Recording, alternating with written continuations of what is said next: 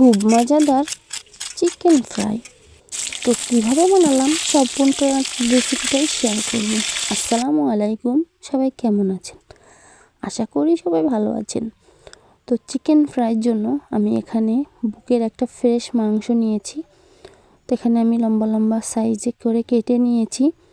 তারপরে কিন্তু এখানে আমি একটু পরিমাণ মতো লবণ, পরিমাণ মতো ঝালের গুঁড়া, পরিমাণ মতো জিরে গুঁড়া, পরিমাণ মতো ধনে গুঁড়া, পরিমাণ মতো একটু হলুদ এবং রসুন বাটা দিয়ে তারপরে এখানে দিলাম একটা ডিম ভেঙে দিলাম, দিয়ে সুন্দর করে হাত দিয়ে ম্যারিনেট করে কিছু সময় রেখে দেব। তো সন্ধ্যা হলে কিন্তু বাচ্চাদের বায়নাটা বেড়ে যায়, আম্মু নাস্তা বানিয়ে দাও, নাস্তা বানিয়ে দাও। তো আজ কী করার, আজকে একটু ঘরে মাংস রেখেছিলাম, তাই দিয়ে দিলাম চিকেন ফ্রাই করে। তো এখানে আমি ওটা ম্যারিনেট করে এক সাইডে রেখে দিয়ে এখানে আমি কিছুটা আটা নিয়েছি, আপনারা চাইলে ময়দাটাও নিতে পারেন। তো এই যে আমি অল্প অল্প পানি দিয়ে কিন্তু হাতের সাহায্যে এটা কিন্তু দানা দানা করে নিতে হবে। পানিটা একবারে দেওয়া যাবে না, অল্প অল্প করে দিতে হবে। তো আমার এই যে হয়ে গেছে মাখাটা।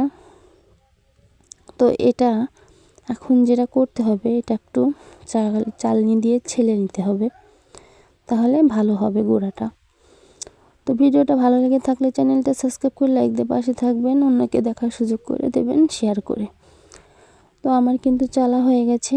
এবার যে মাংসটা আমি ম্যারিনেট করে রেখেছিলাম সেখান থেকে এক পিস নিয়ে আমি দেখিয়ে দিচ্ছি। এই যে এপাশ ওপাশ কিন্তু হাত দিয়ে চেপে চেপে এভাবে কিন্তু করে নিতে হবে।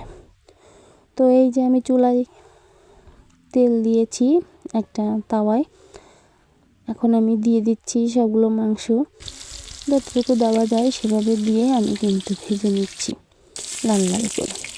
তো এই যে চিকেন ফ্রাইটা, এটা কিন্তু রেস্টুরেন্ট থেকে কোনো অংশে কম হবে না স্বাদ।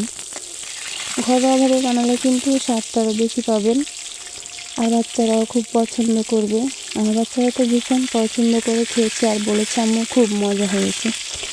তো আমি কথা বলতে বলতে কিন্তু প্রায় আমার একটা ভাজা হয়ে এসেছে। তো আপনারা কিন্তু অবশ্যই বাসায় ট্রাই করবেন।